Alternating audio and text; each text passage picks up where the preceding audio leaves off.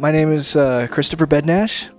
I'm the Dream Seeding lead organizer. We have artwork from over 60 different people, from ages about 6 to I don't know how old, but old, and all sorts of different media and shapes and sizes and skill levels, and it's all about trying to encourage people to offer their visions of a better world or their suggestion about how a better world can be brought forth, or just expressing themselves in a compassionate way. And we try to really want to encourage people who might not ever put art in an art show to feel free and encouraged to participate, because basically the systemic change that we need to make in our world requires participation from each of us, and all of our voices matter, and all our perspectives are what we need to incorporate so we can actually find a world that works for all of us.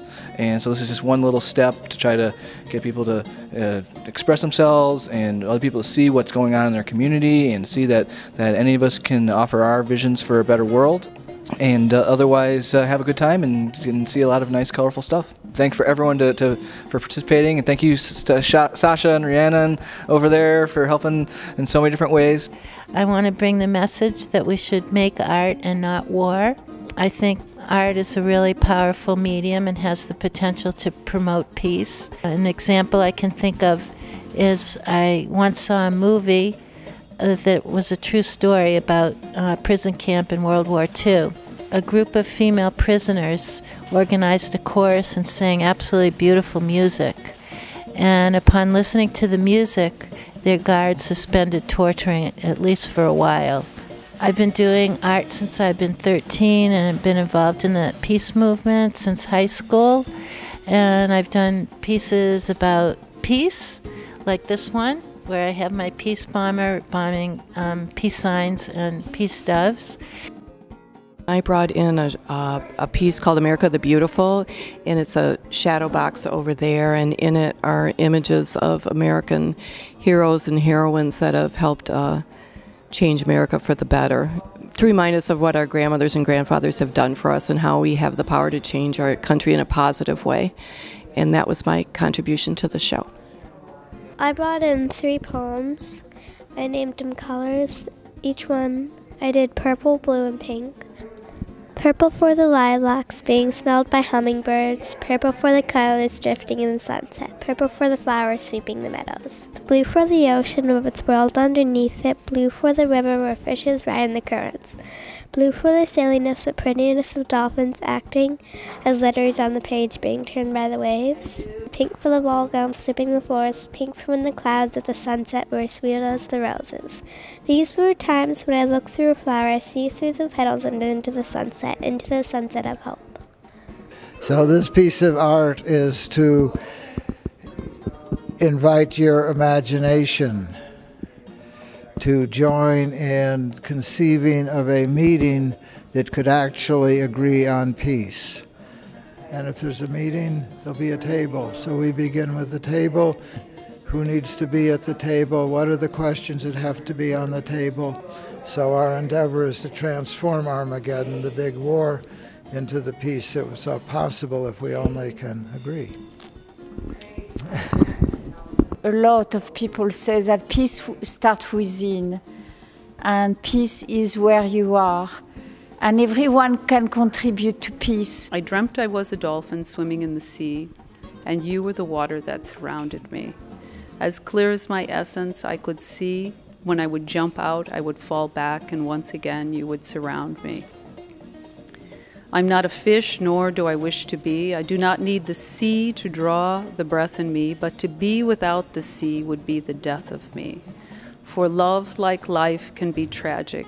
When elements are divided, gone is the magic. This is actually a painting of the Archangel Gabriel, and Muhammad believed that he received the Quran directly from the angel Gabriel. So I said, well, that's Judaic and Christian too. So I'll put imagery in a painting all around Gabriel saying, let's hope for peace in the world. And that's why the dove is at the top over the angel, and peace among the 3 religions. So I'm happy to share my piece here at the Union. This is hand-spun, hand-knit scarf given to us by the sheep, courtesy of the grass, courtesy of the earth. A joint project where the earth, the grass, the sheep, and the people all work together for the common good. I love nature and animals. I have cats and a dog, and this is one of my cats. Her name is Honey. And I also have a friend with a 200-acre farm, and she lets me come out and photograph her goats and chickens and sheep and cows and horses and all sorts of animals. I think the blue morpho butterfly was just a lucky shot. I pointed my camera at the butterfly, and all of a sudden she opened her wings. I snapped it, and fortunately it was all in focus, and there was even cordgrass going on the diagonal, so it was a really beautiful shot. And this pretty red bridge is from Cranbrook Gardens in Bloomfield Hills, and it's part of the Japanese garden behind Kingswood School for Girls. It's a beautiful bridge, and I was fortunate to get a lovely shot of it with a reflection. So I hope you'll come to the Dream Seeding Show and see all of these pretty photographs and much more. Peace be with you. Thanks for being here. I have created my art because I love the message about making it a better world and planting seeds. My theme is pretty much about nurturing nature and how nature can also nourish you. I created 4 pieces to our poems. One is about being by the sea, and one is about being in the woods. And then I created a mixed media collage, which is also regarding different ways that nature nurtures people, and also how we can give back and take care of nature, so it'll be there for the generations to come. And also the last piece that I have done is drawing about a tree and how the different things a tree can stand for to people, like strength or wisdom, resilience, and it can teach us to be strong just like the tree in the forest is.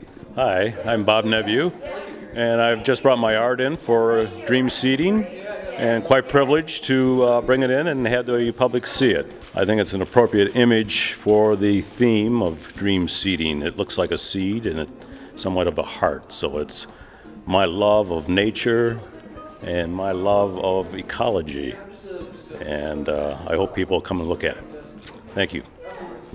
So this is my piece called Touchstone Co-Housing, and it's basically about 80 photographs of people who live at Touchstone and activities that we've had there that illustrate our sense of community that we have right here in Ann Arbor, where it's our own little piece of heaven.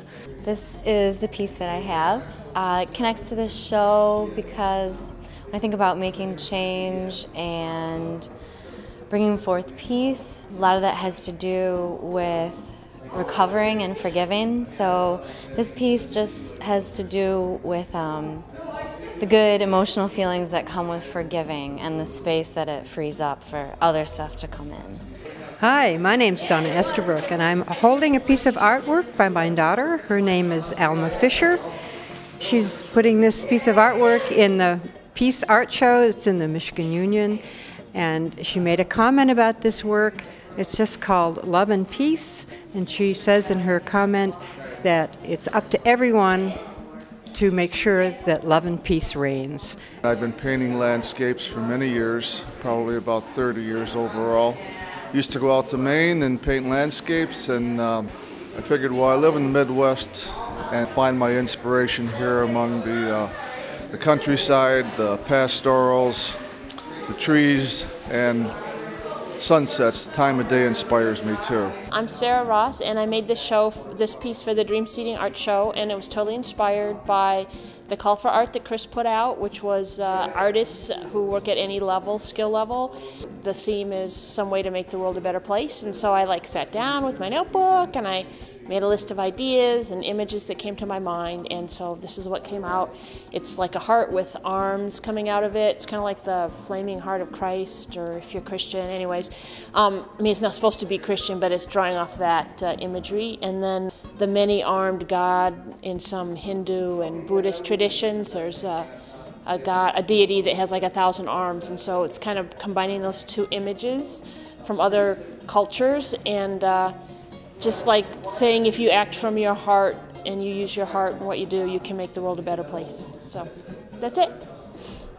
This painting is called The Adventures of Zen Bear. The origin of this series was I was at a zoo, and I thought, wouldn't it be great if the bear and the animals in the zoo could be like ambassadors, and they kind of knew what was going on, but no one else knew that they knew what was going on. So it would be a form of Zen. If you look closely or far away, depending upon how you look at it, you either see the bear, or you might feel like you're in a cave looking out and seeing a valley. This year our classes used their art time to explore the concept of peace. This piece on the back wall here was done by our first graders. This is a true piece of work for Peaceworks, because it took 4 6-year-olds to be able to cooperate with each other to create one of the figures. We're actually seeing the work of 16 people in this mural. Our second graders actually have 2 pieces. This mural says "We are just wild for peace," is a culmination piece of looking at the imaginary gardens of Henri Rousseau, and also the literary work of Maurice Sendak. This is actually the first prototype. This never-ending poster series was started in 2007 as a call from Comcast for a Black History Month program. My third graders, we were doing our wishes or prayers for peace, and we used the explosive pattern on the outside. We had talked about the sunshine, how the sunshine gives light and warmth to everyone, excluding no one in the world. And so our wishes for peace were given out to everyone in the world. Our fourth graders did "You Want a Piece of Me," where it was P-E-A-C-E.